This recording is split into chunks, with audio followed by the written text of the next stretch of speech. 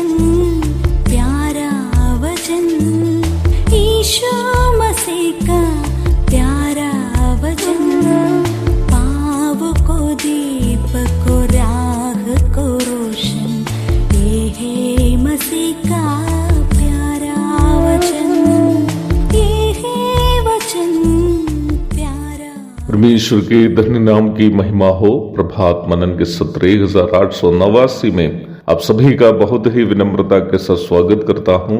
आइए आज के मनन के लिए हम पढ़ते हैं इब्रानी अध्याय 6 पद 7 और 8। क्योंकि जो भूमि वर्षा के पानी को जो उस पर बार बार पड़ता है, पी पी कर जिन लोगों के लिए वह ज्योति बोई जाती है, उनके काम का सागपात उपजाती है, वह परमेश्वर से आशीष पाती है।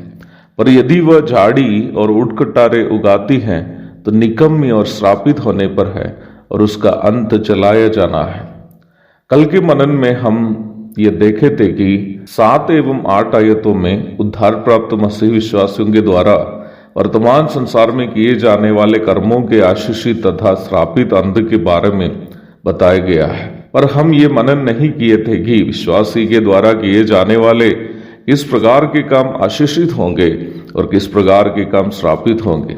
मैं संक्षेप में बोलकर आगे बढ़ना चाहता हूं। प्यारो, वर्तमान संसार में हम करने वाले कामों में जो भी काम यीशु मसीह नामक नींव पर किए गए हो, अर्थात प्रभु यीशु मसीह की अगुवाई के अनुसार प्रभु यीशु मसीह के नाम में प्रभु यीशु मसीह की महिमा के लिए किए हैं, केवल वही परमेश्वर के सामने आशीषित ठहरेंगे।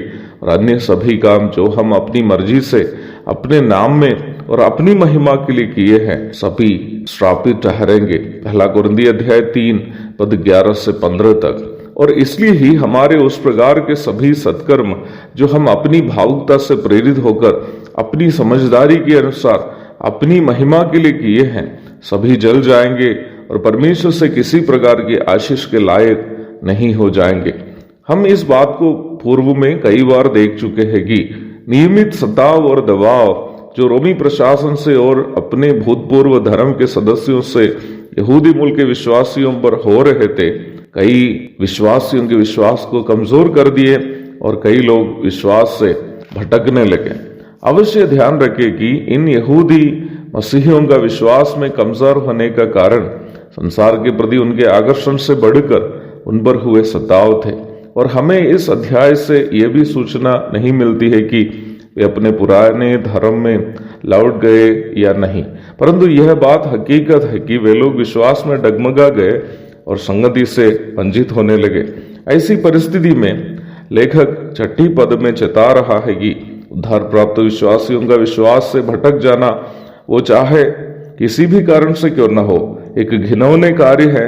और उस प्रकार करने से वे लोग यीशु मसीह को पुनः अपने लिए क्रूस पर चढ़ा रहे हैं, अर्थात संसार के सामने ये साबित कर रहे हैं कि यीशु मसीह की प्रायश्चित मृत्यु उनके पापों को पूर्ण रूप में धोने के लिए पर्याप्त नहीं था, और इस प्रकार प्रभु को संसार के सामने अपमानित कर रहे हैं। यहाँ पत्री के लेखक 2 महत्वपूर्ण तथ्य हमारे सामने प्रस्तुत कर रहे हैं। हो सकता है मसीही विश्वास से भटके हुए इन यहूदी मूल के विश्वासी लोग यद्यपि मसीही संगति से पिछड़ गए हो, अपने भूतपूर्व धर्म की विधि के अनुसार कई धार्मिक कार्यों में, कई सत्कर्मों में लगे रहे हो। उनसे लेखक कह रहा है, अगर आपके सत्कर्म और आपके किसी भी प्रकार के धार्मिक काम अगर यीशु मसीह नामक नींव पर स्थिर नहीं हो, परमेश्वर के सामने उसका कोई मूल्य नहीं है। जलाया जाना उसका अंत है,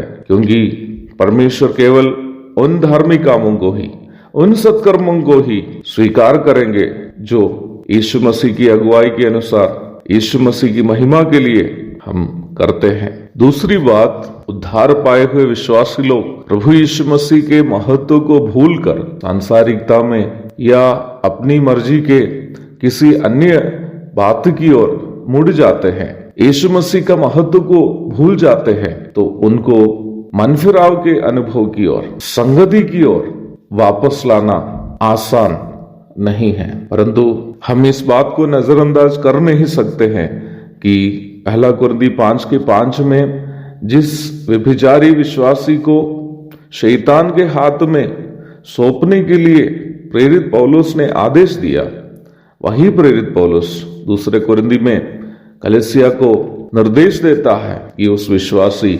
पश्चाताप करने के कारण उनको संगति में वापस लेना है। अर्थात मनुष्य की नजर में जो असंभव की बात है वो परमेश्वर के लिए संभव है। किसी भी व्यक्ति जो विश्वास से भटक जाता हो उनको पश्चाताप के साथ वापस संगति में लाना परमेश्वर के लिए संभव है। इसलिए हमारे परिचय में, हमारी कलीसिया में, हमारे संगति से भटके हुए कोई विश्वासी हो, उनका पश्चाताप के लिए, उनका मन विसाव के लिए प्रार्थना करनी हमारा दायित्व है।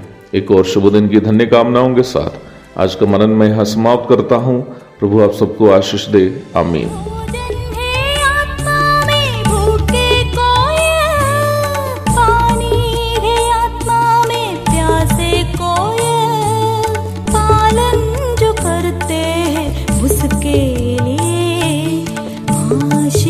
पाने का साधन है ये वचन, प्यारा वचन ईशो